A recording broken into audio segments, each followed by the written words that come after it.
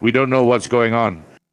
What a shame for the special correspondents, the journalists who were following Isaac Del Toro, especially because there's a lot of buzz about Del Toro in Mexico. But if the star leaves, their whole show falls apart too. We keep the show going. We have to understand that he's probably sick or something. Yeah, that's why we're talking now. Here we go. That's the kind of news you guys love to investigate. Calling this person, following that lead, talking to colleagues, chasing the story, and soon we'll surely find out what happened with Isaac Del Toro. There you have it, Romulo. Just as you said, he was 45 seconds behind second place. And you can't say that he was 8th in the overall standings.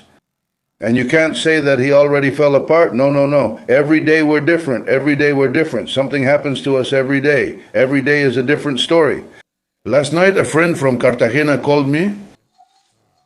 His name is Lopez. What's his name? Thank you.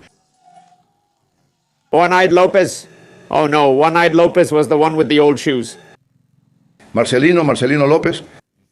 And Kimo would say to me, look, they put 12,000 kilometers of competition on Del Toro last year. He's tired. They should give him a break. That's what Marcelino Lopez told me last night. I told him. Kimo, excuse me, I'm confirming because I asked for information and they told me he dropped out because of a fall. They're sending me more updates. Let me check. I'll see if they tell me anything else, but they're telling me he dropped out because of a fall. Chile. He has the entire right side of his shorts and jersey torn. That's what I'm hearing from the race. No. Bad and unlucky, bad and unlucky. Let's see. Also, Samuel Zamora to digest this news in Mexico. He was one of the few riders who, let's say, hadn't suffered serious injuries over the last 2 seasons. He did have them when he was young. Samuel himself talked about it a few days ago when he was about to retire from cycling precisely because of that injury. But in the last 2 years, he had been someone who had come through races very well. We'll see what situation occurred and what explanation the organizers will give us about what happened. But the bad luck goes on. UAE's misfortune has persisted all season. Jay Van has already gone through it a couple of times. Jonathan Alvarez too. A lot of UAE riders have crashed this year. There are even memes. Speaking of that, he made some kind of big pact to win every race, but the pact also included crashes. So that's a bit of humor, right?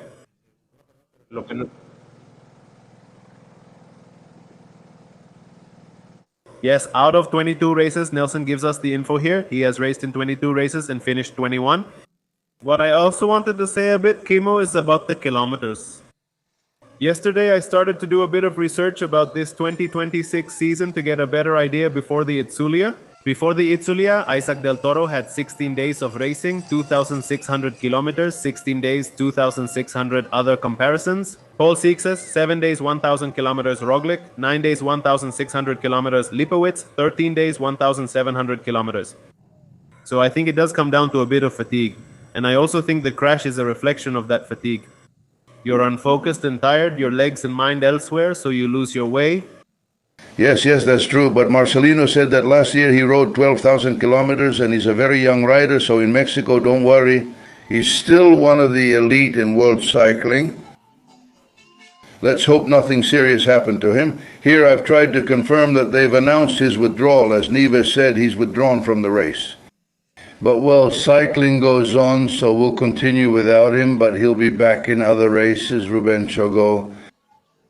No, we still have a great showdown left that also brought us to this race, which is with Juan Ayuso. We're keeping an eye on it because that's the race that's left. This ends on Saturday, sir. Ruben Chogo, if we're waiting for Juan Ayuso, we're going to end up sitting around with our arms crossed because he's still hurting after his last fall. He's not fully recovered. Yesterday, he told us at the start that the day of the time trial was probably one of the worst of his professional career in terms of performance. Yesterday, we saw him suffering again, and well, yeah, look, there he is already. Atención. Here it is, so we can watch the fateful moment in the race and to say that Mexico could have 2 or 3 cyclists because we live for Saint Isaac del Toro. We're always watching for his miracles and deeds. Mrs. Neves, how did the replay turn out? No, honestly, I don't know if he'll be able to get back in. I mean, let's wait because they're writing to me from the race organizers and they're telling me he's coming back. Wait a moment, so let's wait. But however, he had this stage today. Because in his statements, even though he doesn't talk much and doesn't express himself much about his own situation, today, at the start, he already said that he had marked this stage precisely because his sports director was born on this street where the third stage was going to finish, and that he would like to dedicate that victory to him. And it seems normal to me, of course. So, well, let's see. From what they're telling me, they say he's in pain. They tell me he's in pain, but they say, I don't know if he's rejoining the race. Let's wait a little bit and see. Well, yesterday, Neves, they also said that Mikel Landa was out of the race. And the big surprise at the moment he reached the finish line was exactly that he arrived on the bike bleeding from his elbow and knee, but he finished the stage. Unfortunately, the rider from Yodio had to abandon today, but yesterday he finished the stage. We don't know if Isaac Del Toro will do the same. He spent 2 hours with Dr. Mikel Sanchez at the clinic, and they didn't find anything unusual or any fractures. So today the team released that statement. I mean, well, yesterday we already knew he was there for 2 hours. So, well, if they were running tests and all that, it made sense. That made sense. But anyway, I don't know. The team said he was withdrawing to rest, so I don't know. Maybe the man is just a bit banged up from crashes and everything. The same must be happening with Del Toro. If he can get on the bike and finish the stage, the best thing is for them to pull him out so he can recover without the pressure of a competition like this and suffering on the bike if he has any scrapes or anything like that. Since this isn't his main race for the year, he can calmly withdraw and go recover from everything this guy needs to recover from. And we're keeping an eye on things through our contact with Nieves Moya regarding Isaac Del Toro for the general public. We're letting you know that the race feed still hasn't come through yet, even in Mexico. I think it's coming through now, isn't it? It's coming through. I'm writing Rubencho. There's a follower here in the chat, Angel Linaje, who has been writing a lot. I believe he was among the first to comment on Isaac Del Toro. The last thing Angel Linaje wrote is that he got back on the bike, but then got off again. I mean, he tried, but then got off again. Let's wait for Nieves to confirm it for us. Angel Linaje says he tried to get on, but couldn't go further. Thanks, Angel, for the minute-by-minute updates. Well, that's sad, really sad. But the race goes on. The race and life go on. Finally, I'm told here by the organization. I'm told by the organization about Toro retiring. Yes, There goes Del Toro, there goes Landa.